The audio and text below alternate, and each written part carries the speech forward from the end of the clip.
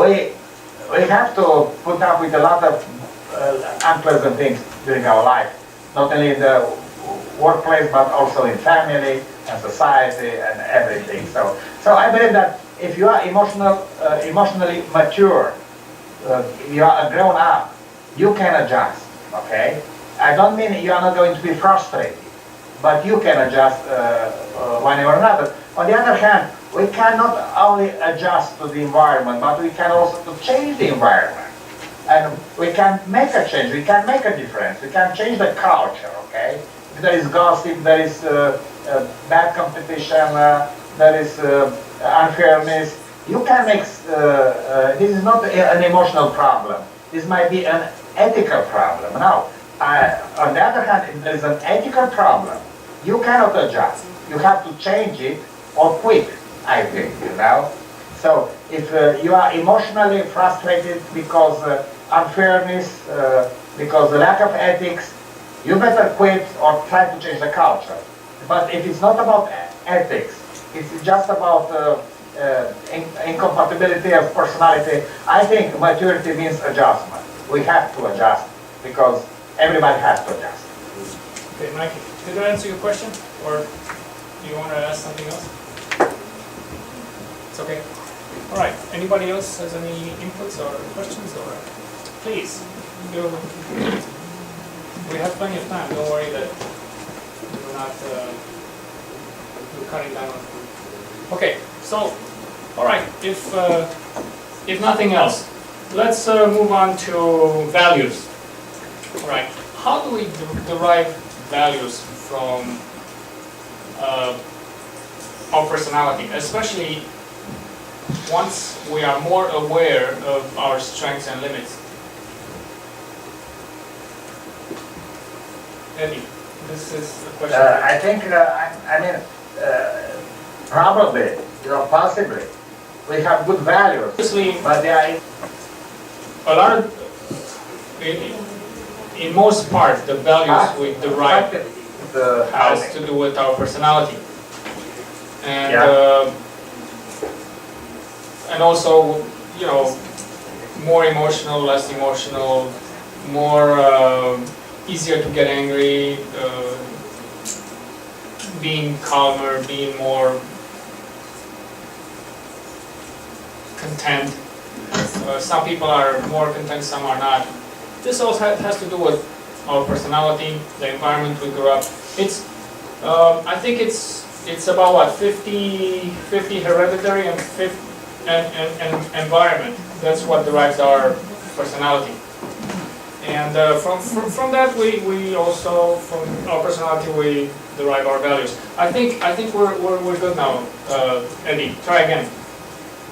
Yeah, I believe that values might be good values, might be an impediment. Okay, let me put it realistically. Okay, in order, I mean, in order to succeed in your work, in your job, you have to have the alignment between your values and the values of your company. So that, and which basically might mean also that you are not a very good family person, okay, or not a very good mother or father. So we have to be realistic here. So when we speak about values, we speak about values in an ethical and humanistic way, and we cherish the highest value like relationship, family, love, okay, giving for society, giving away, okay, protecting the environment, blah blah blah. But when you speak about your company, the value of every company is making profit. I don't think that any good company is looking for anything more than for profit. And so you have to be to align your values with the values of your company. Now, of course, I don't want to sound so anti-capitalistic, of course, but a successful company has to have good values, like good work relationship, has to have a democratic decision-taking mechanism, has to have a good work environment, and has to promote personality, make people feel good about their jobs. These are values too. but you have to, and of course, when you align your personal values with such values, so when your personal values are like being a team worker, being a good friend, being able to sacrifice yourself for the good of the collectivity, then you have good values, and these are the values of your company too. But I believe that not every company cherish such values, and so I think there is a problem when you have good values. I mean good work values, and the company is based on kind of unfair competition and let's say exploitation and unfairness in wages and so on, then there is a problem. There is a tension. I agree, you know. Okay. Anybody wants to comment or on values or ask any questions? Okay, so I think we have this point covered up pretty much.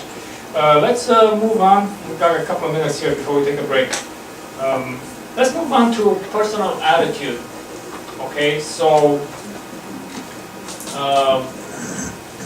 our personal attitude towards a variety of different things has to do with, I would agree with Hartman here.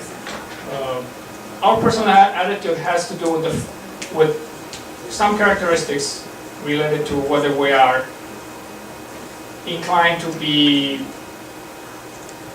power getters or running to be in power, or whether we are not really interested in power, but we're interested to have a good quality life, like blues, you know, or to do our own thing and nobody else to bother us.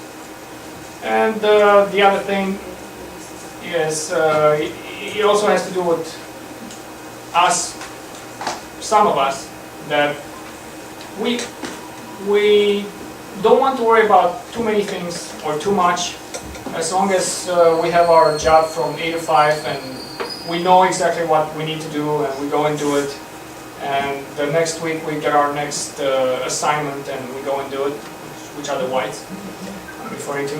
And then of course the last group of people, anything and everything we do in life, it has to be fun, otherwise what's the point for even being alive, right? So okay, this is the personal attitude that has to do with the core motives or the core characteristics that drives our life and the way we do everything in life.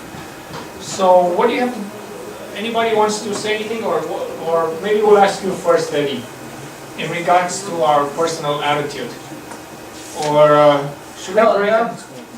Yeah, go ahead. My question is, can we separate attitudes from values and from emotions? Because I think they are interrelated. They are, but I think we can certainly separate them.